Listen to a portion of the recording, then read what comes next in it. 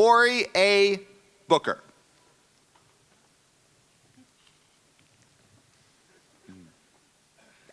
Forget that.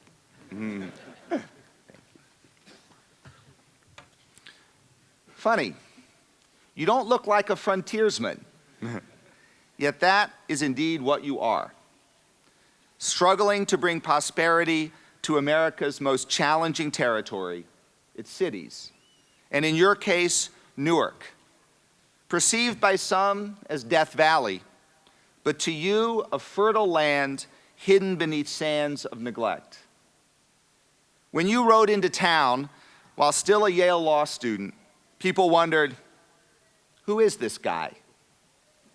But no one asks that anymore.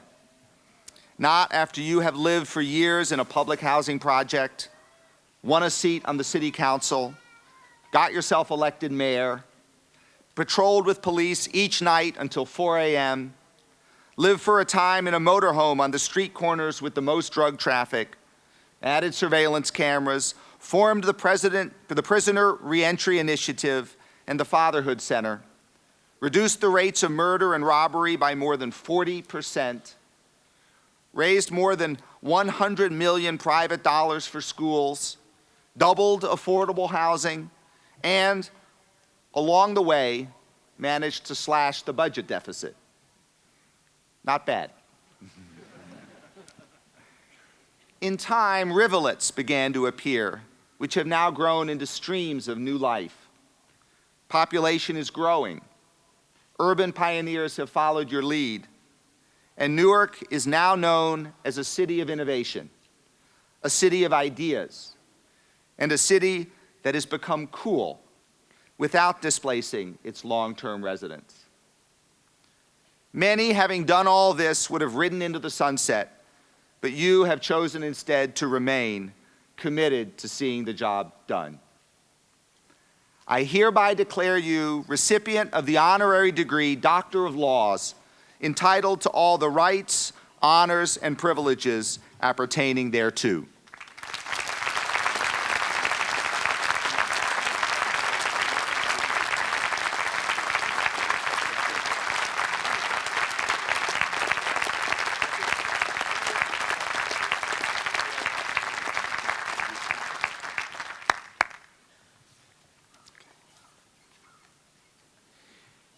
It is our custom to ask one of our honored guests to speak on behalf of the entire group of recipients of honorary degrees.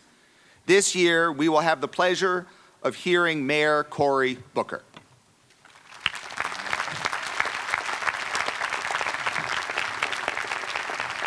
Thank you very much. Indeed, who needs my hat? I was messing up my hair. I have to tell you, I am thrilled to be here and relieved. Thrilled because, very sincerely, this university is a shining light in a constellation of service, preparing its graduates not just to lead, but to be great men and women. And my life has been fulfilled, empowered, informed by many of your graduates who to this day make me a better man. I say relieved because I get nervous with every graduation, praying that my family will not show up. Because I am traumatized. I am in therapy. Because my family's constant presence at my graduation caused me such deep embarrassment. And indeed, from the time I turned 13, my parents changed, and my family, from people who were trying to take me from a boy to a man, trying to help me become an adult, to people whose chief job it was to embarrass me on a continuous occasion. And the pinnacle of their opportunity came at every graduation I had, from 8th grade all the way through to graduate school. They would form a gaggle. They were divinely inspired, God's emissaries of embarrassment, shamans of shame. Dear God, when they banned my family and said that only 4 of them could get tickets because it was an indoor affair, there was a scandal that rocked almost my political career because it was simply titled the Booker Family Counterfeit Ticket Scandal.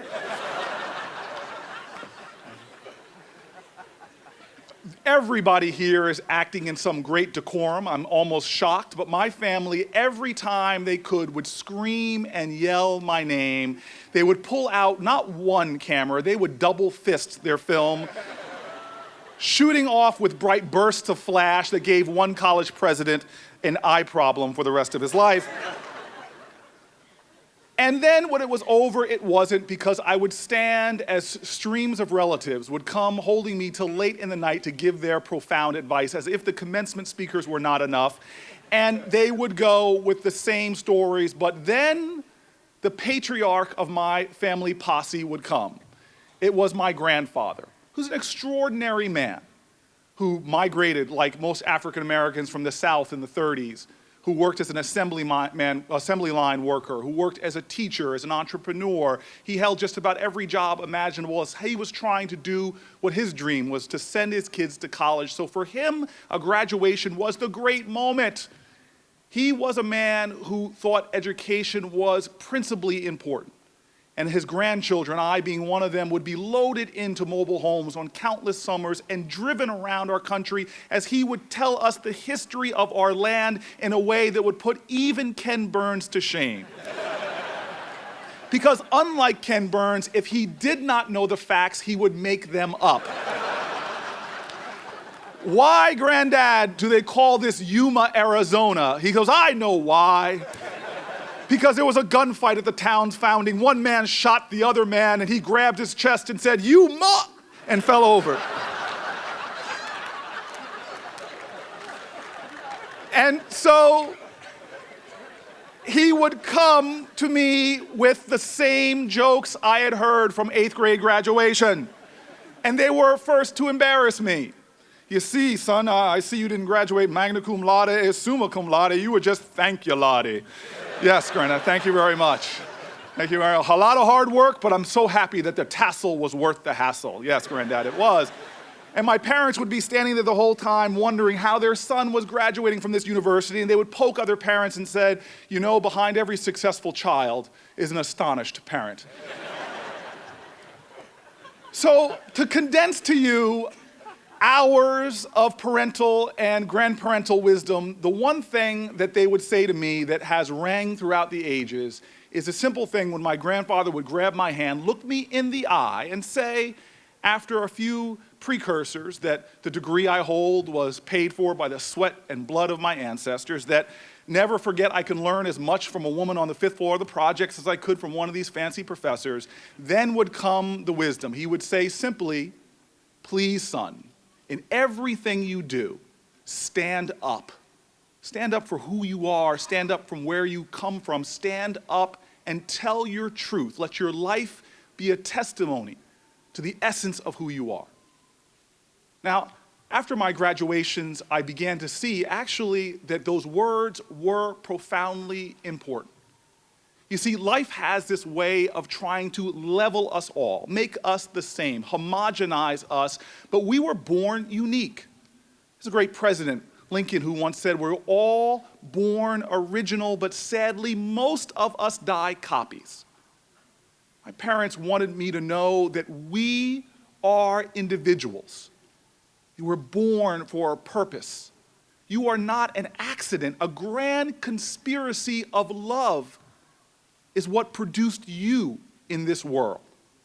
And you must repay that by bringing your own spirit, your own character, and your love to this world. Do not look to your left and to your right for your example. You were not born to fit in. You were born to stand out. You were not born to get along and go along. You were born to stand strong and sing your song.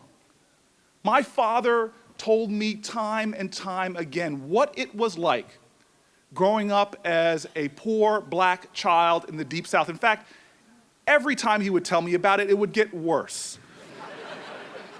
He was not a poor black child anymore. He was po, P-O. He couldn't afford the other two letters. I was just a po boy. He says, weather, bad weather. I was in the mountains of North Carolina. First, every time it was a snowstorm. Eventually now the stories take place during tsunamis. I don't know how they happen. First it was a segregated schoolhouse, then it became a one-room schoolhouse. Now all his stories take place in a lean-to on the side of a mountain.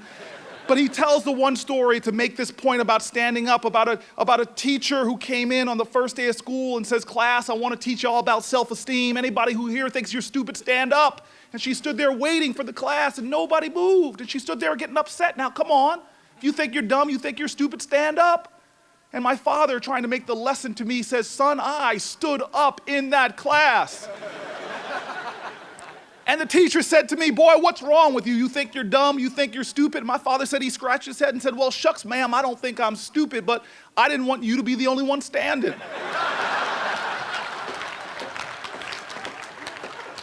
Stand up, because who you are is so much more important than the circumstances you will encounter. And in fact, who you are, if you hold true to that essence, stand up with those values, that you will change the very world around you. Look, I was this young law student moving to Newark, New Jersey, this incredible city, one of the greatest histories in America, the third city founded, the biggest city in the state of New Jersey, that for decades and decades dominated the American landscape.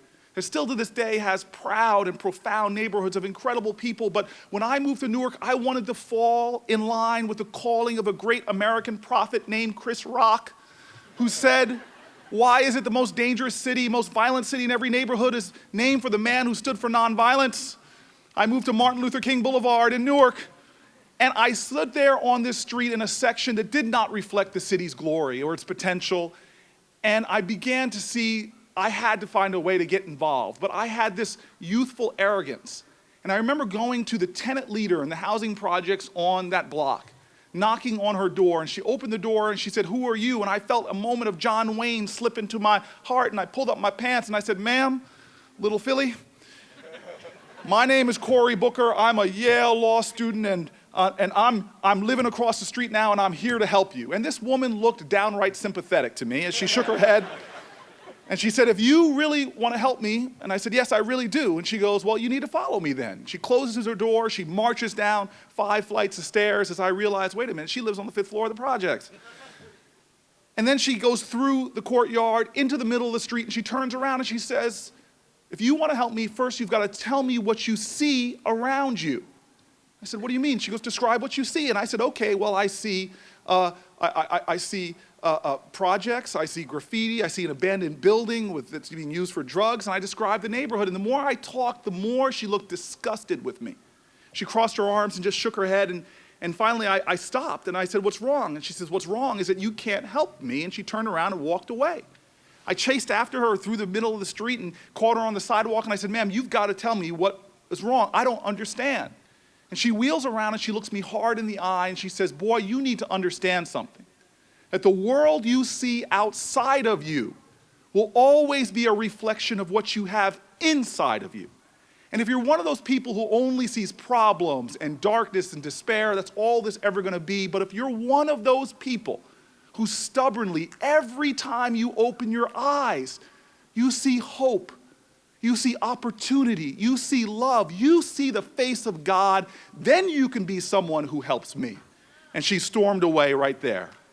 Now, all I could do was look down at my feet, embarrassed, thinking to myself, "Okay, grasshopper, thus endeth the lesson." And I realized I had just joined a community of heroes, of people that understood that no matter what the world says to you, it is those voices inside your own head that matter. That you are that unique, divinely created force of nature that must affect your atmosphere. That you can't let savage circumstance press upon the soul of your being. That you were born to rise up and to stand up. Perhaps the best example of this, and I tell you with all of my heart, please understand the greatest lessons you will learn in life come from the humblest of folks. I was a college student, and I was working in an after-school program, or a summer program, after my freshman year, and it was with an inner city area called East Palo Alto, and I was working with some amazing young people, 6 to 12, and at the end of the summer, they asked me to give some final remarks to the kids. This was my first graduation speech. And so I relied on the wisdom I learned in athletics, because when I was in high school, we had this sports psychologist come in and have us, in the end, do an experiment where he had us all raise our hands as high as we could. And he said, get them up, come on now. And we were football players, we were like, yeah. And we raised our hands. And then he said, okay, now you got it as high as you can. And we said, yes. And he said, now go 3 inches higher. And we realized that we could stand on our tiptoes, and we did just that. And he pounced on us with this lesson, why you can always give more. And so here I was, a little over a year later, standing with these incredible young men, thinking to myself, okay, I want you all to raise your hands as high as you can. And the kids looked at me and said, no. It's hot, I'm tired. One guy tried to raise his hand gleefully, they all jumped on him, put your hand down, man, you smell, you got BO, we're not doing this. And so I resorted to a base form of persuasion, often ascribed to politics, often in my state. It's called bribery. I went in my pocket and I pulled out $5 and said $5 to the kid who could raise his hand the highest, and all of a sudden, the instincts of capitalism kicked in. These kids shot their hands up, comparing to each other, and I stood there in a smug satisfaction thinking to myself, yeah, I'm gonna pounce on these guys with my wisdom. And then I saw to my left, this kid who was 6 years old, came from a tough family background. We sometimes had to go and pick him up and bring him to the program, and he was the cutest kid I'd ever encountered. He was like a young Emmanuel Lewis and a young Gary Coleman smushed together in a delightful combination. And he had his arms crossed and his face in a pout and looked just downright angry and frustrated by the situation. And I was gonna walk over to him and say, there, don't worry about it. You're so short, don't worry, one day you'll grow. This is just an experiment. But he suddenly turned around and started sprinting out of the gym, and I ran after him from behind, picking him up in the air, his little legs squiggling underneath him. And I turned around and said, Robert, don't worry about it. Why are you leaving? Where are you going? And he said, let me go now. And I said, no, don't, you can't leave. He goes, but you said you'd give $5 to the kid who could raise his hand the highest, right? And I said, yes. And then he looked at the kids again and looked at me, and with the wisdom that betrayed his age, he said, well, let me go, because I know a way to get to the roof. I gave him the $5. This is the test. It's not the circumstances you encounter, it is who you are. Will you manifest your truth? And this is the real challenge. I'm here to tell you now that life is not about the big fight, the big battle, your great destination. Life is about the small moments every single day.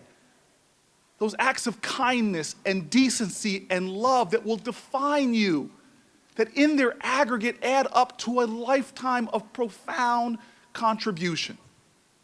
But most of us don't live with that enthusiasm, with that understanding that we can influence our environment right now, right here. We don't realize that all of life are moments of choice where you can accept conditions as they are or take responsibility for changing them. And it's not about waiting until tomorrow. On that same journey out to college where I was flying 3,000 miles from Newark Airport to San Francisco Airport, I got on a plane and had an opportunity with one of these small moments, but I tell you, I didn't see it that way in the beginning because the plane was packed with people and the carry-on luggage was being pushed around. Everybody was loud and talking, and there I was, this large Stanford football player, and if you will, envision that right now. I was chiseled back then. Now I just jiggle. 40's coming, y'all. And I sat down in a seat, and God had graced me with 2 seats open next to me. The airplane door closes. I look around with smug satisfaction, feeling sympathy for the poor souls there with me and Coach who were squeezed up one to another like sausages. And I started talking to God because he obviously loved me more than them. And just as I start relaxing, smiling, looking at the other suffering around me, suddenly the plane door opened and the cabin filled with a cacophony of noise that pierced the eardrums of every passenger. All of our attention now was focused on the door. What type of beast was going to walk in? And the beast was three-headed. It was a mom with a toddler and a baby. Like a nuclear-powered speaker. It was all woofer and tweeter. And they walk over to me closer and closer, and everybody on the plane gets quiet, goes from looking at them to slowly turning their head to look at me. And they all said, "You smug bastard, you are getting what you deserve." And they came over and said, "Excuse me, we're sitting there." And I said, "No, you're not. There must be a mistake because God loves me." They sit in the seat, and now that choice presses upon my spirit. I could accept conditions as they are, and this could be the worst flight of my life, or I could take a little responsibility. And something at the age of 19 made me say, I'm gonna make this the best flight. And I turned around, and as soon as I got out of my own emotional drama, I recognized and plugged into another spirit who was suffering. She was so embarrassed. She was trying to quiet her baby, and I jumped into action, making all kind of funny faces at the baby that made everyone on the plane laugh except for the baby. We started taking off, and I pulled out a pad and played tic-tac-toe and hangman with the young boy. And then as the mother starts to relax, starts to have fun, I start telling that little kid every great joke I know appropriate for a 9-year-old. Like, why did Tigger and Eeyore have their heads in the toilet? Because they were looking for poo. I was killing at 35,000 feet. It was the shortest cross-continental flight I've ever had. We landed, we were in a great mood, we exchanged addresses, we never communicated, but I felt good. 5 years passed, 10 years passed, 15 years passed, and now I am running for mayor of the city of Newark. It is 2002. And on my worst day, when my heart was feeling embattled, I get this letter in the mail saying, "You may not remember me, but 15 years ago, I met you on a flight to San Francisco, and I still remember your kindness. It was the first time I flew with my children, and what I thought was going to be a nightmare turned into a dream." She went on to say about how those small acts of kindness affected her, and then she told me, "Hey, my family owns a factory in Newark. We have so many workers, and I haven't been able to tell them much about your policies, but I told them about your character. Come and talk to my workers." And in fact, that young man that you were telling those awful jokes to, he's now a young adult. Would you mind? He wants to volunteer on your campaign, and he became our best volunteer." And then the end of that letter, there was this great question, a question that every politician wants to hear, except for maybe Mayor Bloomberg, who gave me my best political advice, which was, before you become mayor, become a billionaire. I suggest that as well for you going into politics. She offered to give a campaign contribution. This is life. It doesn't start next year. It doesn't start when you finish graduate school. It doesn't start when you get a job. Today is the day you have to tell your truth, to manifest your essence, to declare the state of your soul. Don't miss the moments. But I'm telling you right now, life will grind you down. There'll be days where courage will be defined on just getting out of your bed in the morning, willing your heart to beat. There will be tough times. The critics in your life will mount, especially if you're doing something. Learn to hug the haters because they are gifts to you as well. And there are times, though, when circumstances will become so savage that you are tempted to indulge in despair. I've had them a lot. Last week, a police officer in Newark was shot and murdered. I encountered one of those moments where you hear a 12-year-old pleading into a funeral home. Why? Why? Why? And you have no answers. We live in a nation where murder is so prevalent that we have become numb to it.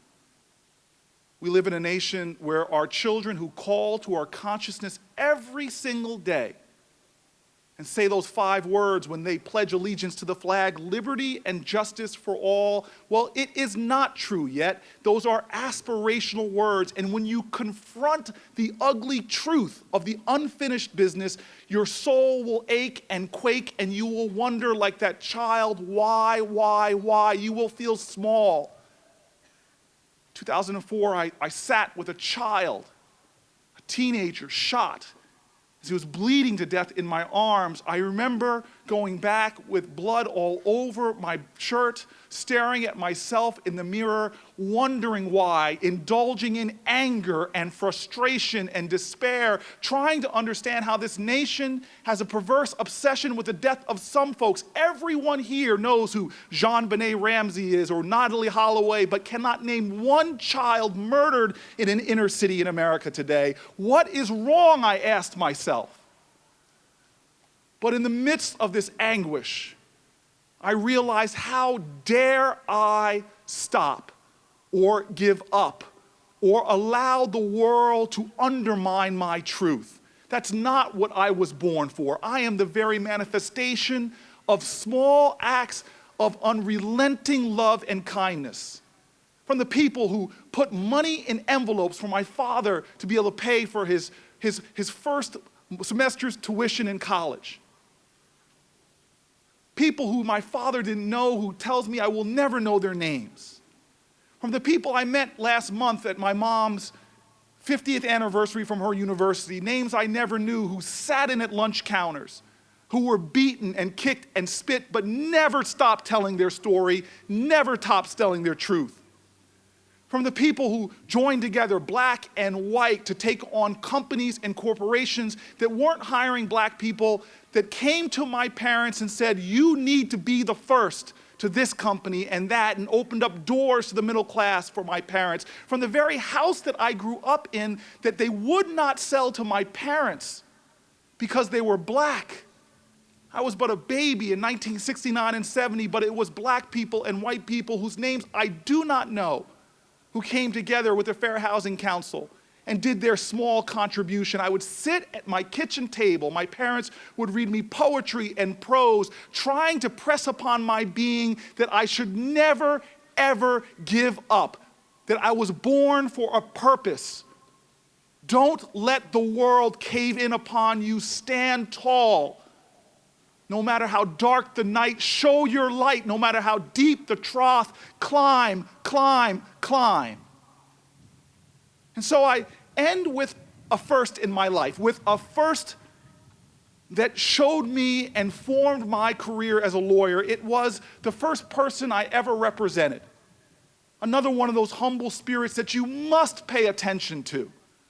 Not just walk by as you're so busy, consumed with your own drama. It was a woman who was being evicted from her home, and forgive me for changing some of the details to protect her family, but I showed up at her doorstep. She opened the door and she was hunched over. Her back was sore and aged. Her face had deep lines in it. They looked like a map of a place long ago. Her tongue was swollen and she spoke with a lisp, and she explained to me she was being evicted from her home because housing authorities have a very draconian law that says if one person is convicted of drugs or drug dealing, they move to evict the whole home. Well, she told me she had extenuating circumstances. She had a 19-year-old nephew that was being convicted because he was caught with 38 vials of crack cocaine, and now she was being evicted. And I was upset. I left her home and stormed back to my legal center, and I looked at my supervising attorney, and I said, this is an injustice. We're going to fight this case. And I went on for about 5 minutes as she listened to my strong civil rights speech, and she suddenly just said to me with a gentle smile and said, Cory, you are a lawyer. You don't represent your own agenda for justice. You represent a client, and they must choose their own destiny. I've seen these cases. If you force her to fight as opposed to preliminary hearings or possible settlements, if you force her to fight all the way and she loses, you will go home devastated, but your client won't have a home to go to at all. You're a smart young man, But even if you had Johnny Cochran and the Dream Team, you maybe have a 10 or 15% chance.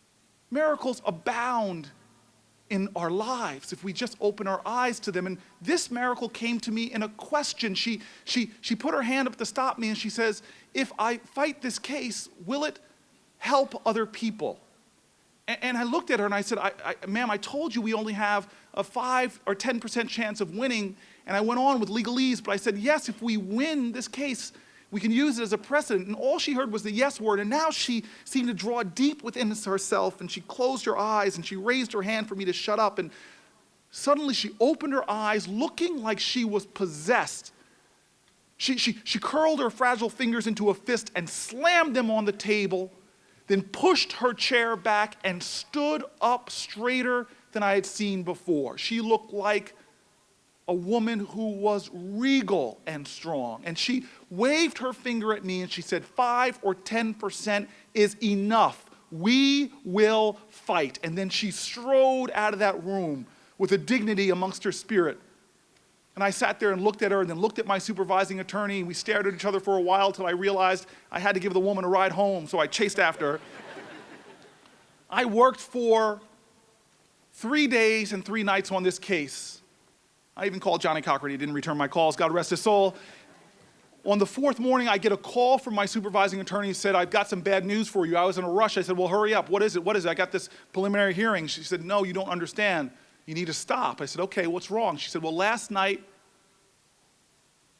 your client had a heart attack and died. And I remember not even waiting for anything more. I slammed down the phone and I could barely breathe. I was so angry. And then I realized that I was being incredibly arrogant.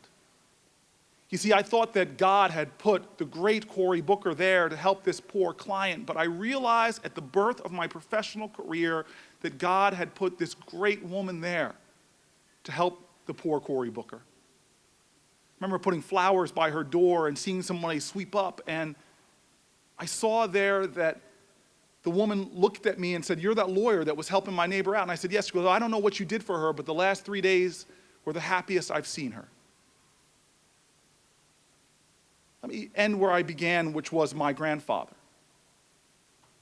I'll never forget the last time I spoke with him. This mighty man was being debilitated by cancer, and as I left his door, he looked at me and said, I love you. I love your children and your grandchildren.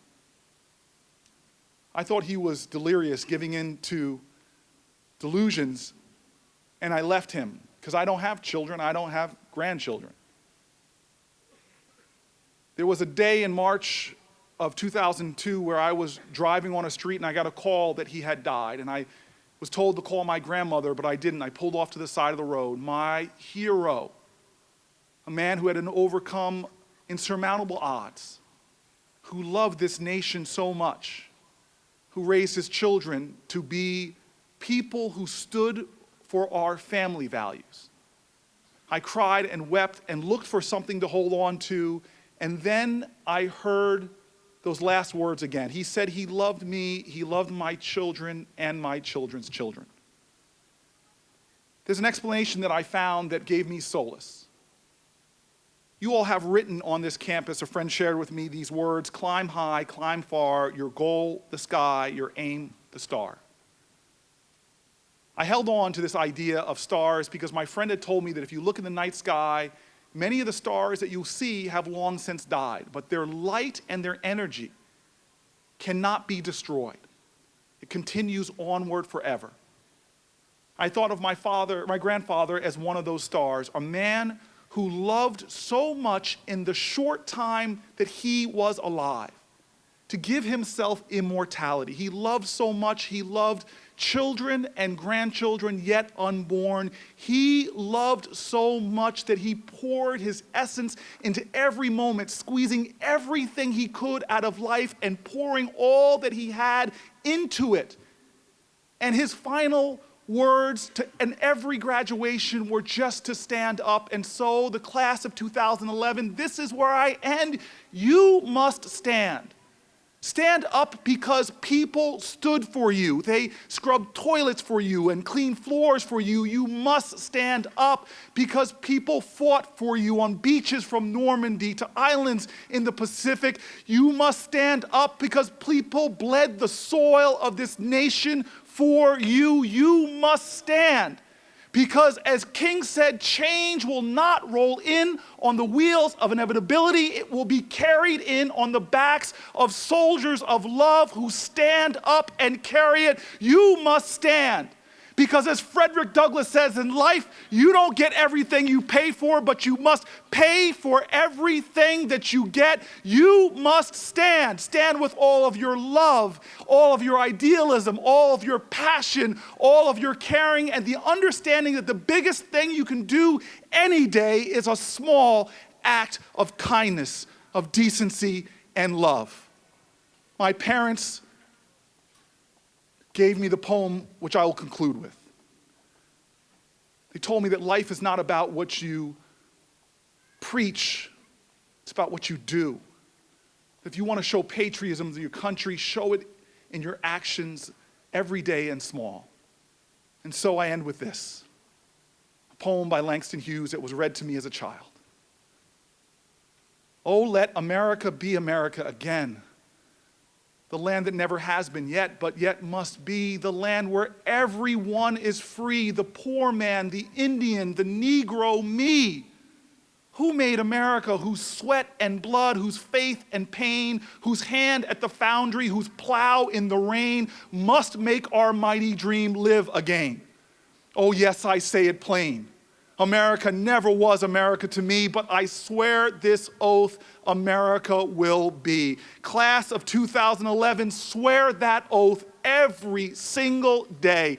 Tell your truth. Stand tall, stand strong, stand for who you are and from whence you came. And if you stand that way, together with your fellow woman and your fellow man, joining hands, then this nation will rise and humanity will reflect the glory of the divine, and we as a united people will find a way to get to the roof. God bless you.